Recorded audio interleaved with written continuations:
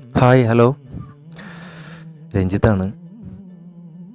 നിങ്ങളുടെ ജീവിതത്തിൽ എന്നെങ്കിലും ആരെങ്കിലും നിങ്ങൾ തെറ്റിദ്ധരിച്ചിട്ടുണ്ടോ? തെറ്റിദ്ധാരണയുടെ പേരിൽ നിങ്ങളുടെ സൗഹൃദങ്ങൾ മിസ് ചെയ്തിട്ടുണ്ടോ?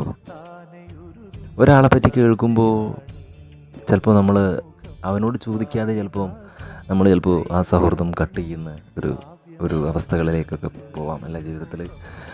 ഒരിക്കലും ഒരാളെ പറ്റി എന്തെങ്കിലും കാര്യങ്ങൾ കേൾക്കുകയാണെങ്കിൽ ഒരിക്കലും അദ്ദേഹത്തോട് ചോദിക്കാതെ അദ്ദേഹത്തിൻ്റെ സൗഹൃദം കട്ട് ചെയ്യരുതെന്നാണ് പറയുന്നത്. ആ വിഷയത്തെപ്പറ്റി അദ്ദേഹത്തോളം അറിയുന്നവരായിട്ട് ഈ ലോകത്ത് ആരും ഉണ്ടാവില്ല.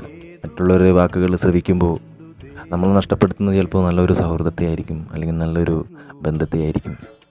ഒരിക്കലും മറ്റുള്ളൊരു വാക്കുകളിൽ ചെവി കൊടുക്കാതെ മറ്റുള്ളവരെ പറ്റി എന്തെങ്കിലും കേൾക്കുകയാണെങ്കിൽ അവനോട് നേരിട്ട് പോയി അത് കേട്ട് അതിന് പരിഹാരം കാണുന്നതല്ലേ നല്ലത്. ചിന്തിക്കൂ, ചിന്തകളിൽ സൗഹൃദങ്ങൾ പടർന്നു വരട്ടെ. ബായ്.